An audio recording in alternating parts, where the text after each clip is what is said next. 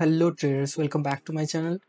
आज हम लोग बात करेंगे one of the favourite stock, retailers, foreign investor हो या फिर domestic invest and mutual fund का सबका favourite, one of the favourite stock after the HDFC bank जो आता है the state bank of India. State stock के ऊपर आज हम लोग कंप्लीट एनालिसिस करेंगे। पहले हम स्टार्ट करेंगे इसका टेक्निकल एनालिसिस से एंड उसके बाद हम लोग उसका करेंगे फंडामेंटल एनालिसिस और समझने की कोशिश करेंगे क्या ये स्टॉक इस टाइम पे सही प्राइस पे है लॉन्ग टर्म इन्वेस्ट करने के लिए, या फिर शॉर्ट टर्म में भी हम लोग इधर कोई पोजीशन हमें मिलता है कि नहीं, वो भी हम चेक करेंगे। So let's begin with the weekly chart for this particular stock. इस वीडियो को पूरा देखना गाइस, और इस वीडियो को देखने के बाद आपको पूरा समझ में आ जाएगा क्या ये सही टाइम है इस स्टॉक में इन्वेस्ट होने के लिए। वीकली चार्ट में हम देख सकते हैं ये स्टॉक इस एरिया में एक सपोर्ट रेंज क्रिएट कर रहा है, जहाँ पर पहले स्टॉक ने बहुत बार सपोर्ट भी लिया 1, 2, 3 and 4 times. So let's write it down here, support zone. ये हमारा बन जाते हैं सपोर्ट जोन, और इस एरिया में स्टॉक ने पहले रेजिस्टेंस जोन बनाया था। हालांकि इधर स्टॉक ने ब्रेकआउट भी दिया, but still it can be considered as a resistance zone. फिलहाल के लिए मैं इसको रेजिस्टेंस जोन ही लिखता हूँ। ये हमारा बन जाता है रेजिस्टेंस जोन। ये हमारा बन जाता है की zone, support and resistance zone के बीच में, जहाँ पर मार्केट ने यहाँ पर भी बहुत बार सपोर्ट दिखाया। This can be considered as our key zone. ये हमारा नेविगेट करने में इजी होगा जब हम इसके ऊपर फ्यूचर में बात करेंगे। सपोर्ट जोन को टच करने के बाद स्टॉक यहाँ से बाउंस करते हुए ऊपर जा रहा है, जो हम इधर देख सकते हैं। अगर हम इस एरिया को गौर से देखें, जहाँ पर हम देख सकते हैं कि स्टॉक यहाँ से बहुत अच्छा एक cup and handle pattern create किया है, जहाँ पर ये कप बन गया है और ये इसका हैंडल है। ऑलमोस्ट हैंडल हम इसको कंसीडर कर सकते हैं। एंड बाद में इस नेक लाइन को ब्रेक करने के बाद स्टॉक यहाँ पर एक रेंज क्रिएट कर रहा है जो नॉर्मल है, क्योंकि आइदर प्राइस यहाँ पर ब्रेकआउट देने से पहले ये इधर रेंज बनाए या फिर ब्रेकआउट देने के बाद यहाँ पर रेंज बनाए। ये एक बहुत अच्छा साइन है प्राइस एक्शन का कि लॉन्ग टर्म के लिए इधर से हमें एक अच्छा कॉन्फर्मेशन मिलता है कि यहाँ से स्टॉक लंबा जाने वाले हैं। अगर हम टेक्निकल टारगेट्स की बात करें इसके बेसिस पे, तो हमारा पहला टेक्निकल टारगेट जो बन जाते हैं, ये वाला जो कप है स्मॉल, यहाँ से हमारा टेक्निकल टारगेट बन जाते हैं ऑलमोस्ट 696.50, ऑलमोस्ट 697, जो हम यहाँ पर मार्क कर लेते हैं। ये हमारा बन जाते हैं पहला टारगेट पॉइंट और फर्स्ट टीपी। और उसके बाद हमारा जो नेक्स्ट टेक्निकल टारगेट बन जाते हैं वो बन जाते हैं ये, जो हमारा है 634, विच इज़ दिस वन। अभी प्राइस नेकलाइन के नज़दीक ट्रेड कर रहा है। इधर से हम इसको देखें तो यहाँ से हमारा जो let's dive down to the daily time. ये जो ब्लू लाइन है ये हमारा 200 डे मूविंग एवरेज है, and price is above the 200 day moving average, which is indicating that the stock price is still in bullishness. And यहाँ से हमें long term के लिए हम इधर से सोच भी सकते हैं, क्योंकि 200 डे मूविंग एवरेज के ऊपर प्राइस अभी ट्रेड कर रहा है। यहाँ पर हमारा पहला कॉन्फर्मेशन 1 नंबर है हमारा कप एंड हैंडल, जो हमारा पहला चेकलिस्ट है जो है कप एंड हैंडल, यहाँ पर मैंने लिख दिया है। एंड सेकंड है price is above 200 day moving average. हमारा जो की जोन है, की जोन को टच करने के बाद यहाँ से प्राइस ने जो बुलिशनेस दिखाया, थोड़ा जूम कर लेते हैं यहाँ से। यहाँ से जो प्राइस ने बुलिशनेस दिखाया, अगर हम यहाँ से फिबोनाची को प्लेस करें, जो पुल बैक था यहाँ से all the way up till here, यहाँ से हमें थोड़ा सा प्लेस करें तो यहाँ पर हम देख सकते हैं जो 50% वाला जोन है, यहाँ से ही प्राइस ने रिवर्सल दिखाया है। और जो ऑब्वियस है, क्योंकि 50% जोन से ही प्राइस ज़्यादातर रिवर्सल दिखाता है, बिटवीन 50 एंड 60% जोन। यहाँ से हमारा पहला था cup and handle pattern, and second above our 200 day moving average. And उसके बाद 3 नंबर में हम लिख लेते हैं कि ये फिबोनाची को सपोर्ट भी कर रहा है। फिबोनाची 50%, यहाँ से 50% कंटिन्यूएशन को भी सपोर्ट कर रहा है। एट द सेम टाइम इस रेंज के अंदर प्राइस अभी जो ट्रेड कर रहा है, यहाँ पर हम देख सकते हैं कि प्राइस यहाँ से एक बुलिश फ्लैग पैटर्न क्रिएट कर रहा है। ये बन जाते हैं हमारा पोल, और ये बन जाता है एक फ्लैग। बहुत ही अच्छा एक फ्लैग एंड पोल पैटर्न यहाँ पर क्रिएट किया है। अगर आप प्राइस एक्शन को समझते हैं तो आपको पता होगा शायद कि फ्लैग एंड पोल पैटर्न बहुत अच्छे से भी काम करते हैं। सो अगर हम यहाँ से भी टेक्निकल टारगेट्स को समझे तो टेक्निकल टारगेट्स हमारा ये ऑलमोस्ट यहाँ पर बन जाते हैं। यहाँ से प्राइस एक कंटिन्यूएशन फेज में बुलिश रन दिखा सकते हैं। सो यहाँ पर हम 4th नंबर में लिख देते हैं नंबर 4 बुलिश फ्लैग पैटर्न जो प्राइस रेंज के अंदर काम कर रहा था। सो यहाँ पर हमें एक बुलिश फ्लैग पैटर्न भी दिख रहा है।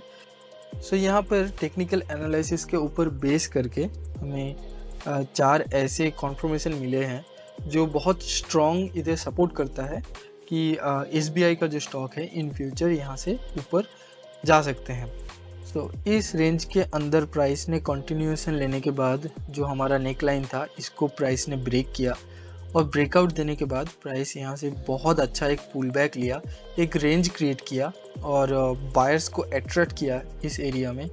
ऑल्दो हमारा जो रेजिस्टेंस जोन है इसको सपोर्ट लेने के बाद प्राइस ने यहाँ पर एक ब्रेकआउट भी दिखाया यहाँ पर इस एरिया में। जिस दिन HDFC बैंक क्रैश किया था उसी दिन का बात है, प्राइस ने इसको ब्रेकआउट भी दिया, बट उसके बाद प्राइस ने इसको कॉन्फर्म नहीं किया जो इसको करना चाहिए था कि इधर ब्रेकआउट दे और इसको कॉन्फर्म करे as a valid breakout and उसके बाद यहाँ से प्राइस फॉल कर सकता था, बट प्राइस ने यहाँ से फॉल नहीं किया और इसको फेक आउट मानते हुए प्राइस ने फिर से इस रेजिस्टेंस जोन को तोड़ दिया है।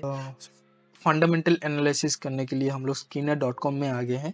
यहाँ पर skinner.com में आप लिखेंगे इसी सर्च बार में state bank of India. So आपको डायरेक्टली इसी पेज में स्टेट बैंक ऑफ इंडिया के पेज में लेके आ जाएगा। So state bank of India आपको पता ही होगा ये this is the oldest bank in India, over 200 years of history. So ये बहुत पुराना bank, although this is the government own company, still ये मार्केट में बहुत अच्छा परफॉर्म करते हैं। अगर हम इसका मार्केट कैपिटलाइजेशन की बात करें जहाँ पर हम देख सकते ये वेरी ह्यूज एंड जो इसको एक लार्ज कैप कंपनी भी बनाते हैं। स्टॉक पी की बात करें जो 8.15 है compare to the industry P, stock P थोड़ा कम है which is indicating that banking sector में जितना और बैंक्स है उसका जो करंट मार्केट प्राइस है उसके हिसाब से ये स्टॉक थोड़ा हमें चीप मिल सकता है। This can be consider as a good sign for checking our fundamentals for this particular stock. अगर हम लोग ROC एंड ROE की बात, ROC 5%, ROE ऑलमोस्ट 17% है which is also indicating a good sign. और डेब्ट टू इक्विटी रेशियो की बात करें विच इज़ ऑलमोस्ट 14, ये आपको ज़्यादा लग सकता है बट बैंक के लिए डेट लेना बहुत ही नॉर्मल है, इसलिए debt to equity ratio for banks this is actually normal. So this can be consider as a normal sign. अगर हम यहाँ पर देखें ये इन लोगों का कोई प्लेजिंग अमाउंट नहीं है, this is also a good sign. State bank of India dividend भी पे करते हैं, तो यहाँ पर हम देख सकते हैं कि उन लोगों का जितना भी अर्निंग्स है ना उसका ऑलमोस्ट 15% ये लोग डिस्ट्रीब्यूट कर देते हैं टू ऑल द रिटेलर्स। यहाँ पर हम देख सकते हैं जो मीडियन पी है ना स्टेट बैंक ऑफ इंडिया का वो ऑलमोस्ट 12.6 है एंड करंट पी 8 है, 8.15 है। जो मीडियन पी है उसके नीचे अभी हमारा करंट पी है। This is a very good sign to invest into the stock. Earning per share को देखें, सो अगर अब let's see the last 5 years, so last 5 years में आप देख सकते हैं कि अर्निंग पर शेयर लगातार बढ़ रहा है हर साल। This is a very good indication क्योंकि अर्निंग पर शेयर बढ़ रहा है बट स्टॉक का जो प्राइस है वो अभी कम हो रहा है, इसीलिए स्टॉक का पी भी कम है। सो यहाँ पर हम देख सकते हैं कि लास्ट जो हायर हाई बनाया था वो 2022 दिसंबर में बनाया था एंड उसके बाद प्राइस ने हायर हाई बनाया इस साल 2023 दिसंबर में, जो ओनली 6 और 7% का हाइक है पिछले साल के हिसाब से। Let's see the previous higher high, जो पहले जो हायर हाई बनाया था वो बनाया था 2021 में, उसके बाद ऑलमोस्ट 16% का हाइक देने के बाद 2022 में हायर हाई बनाया था एंड 2022 के हायर हाई बनाने के बाद प्राइस ने अभी ओनली 6% का गेन दिखाया है। Let's go down and see the financial.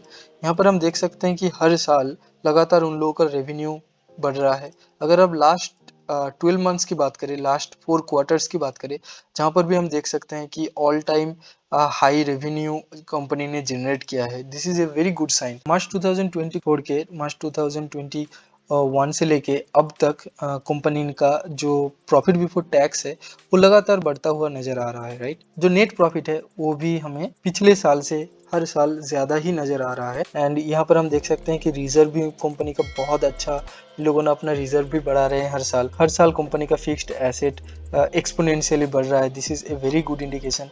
लगातार ये लोग अपना इन्वेस्टमेंट भी इंक्रीज कर रहा है to get more profit out of it. Overall इस कंपनी का फंडामेंटल्स को देखें तो this is a very good indication that although the company is making profit every year exponentially, but company का जो शेयर प्राइस है वो उसके हिसाब से नहीं बढ़ रहा है। वो स्टॉक का जो टेक्निकल्स एनालिसिस है, टेक्निकल्स जो है वो हमें बहुत अच्छा सपोर्ट कर रहा है।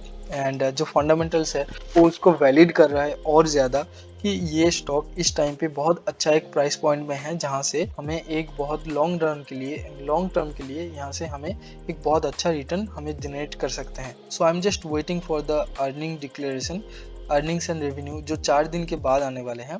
सो अगर आप थोड़ा सा पहले अर्निंग्स को देखें, लास्ट 4 अर्निंग्स, यहाँ पर हम देख सकते हैं कि हर अर्निंग्स में कंपनी पिछले अर्निंग से ज़्यादा ही कमाया है। इस अर्निंग में भी हमें शायद ऐसा कुछ देखने के लिए मिले जो इस स्टॉक प्राइस को और भी ऊपर लेके जा सकते हैं।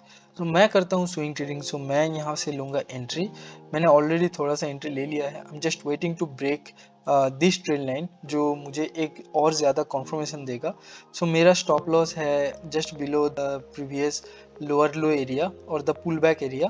सो मेरा फर्स्ट टेक प्रॉफिट रहेगा जो हमारा टेक प्रॉफिट 1 है इस एरिया में, जहाँ से हमें ऑलमोस्ट 12% का गेन देखने के लिए मिल रहा है।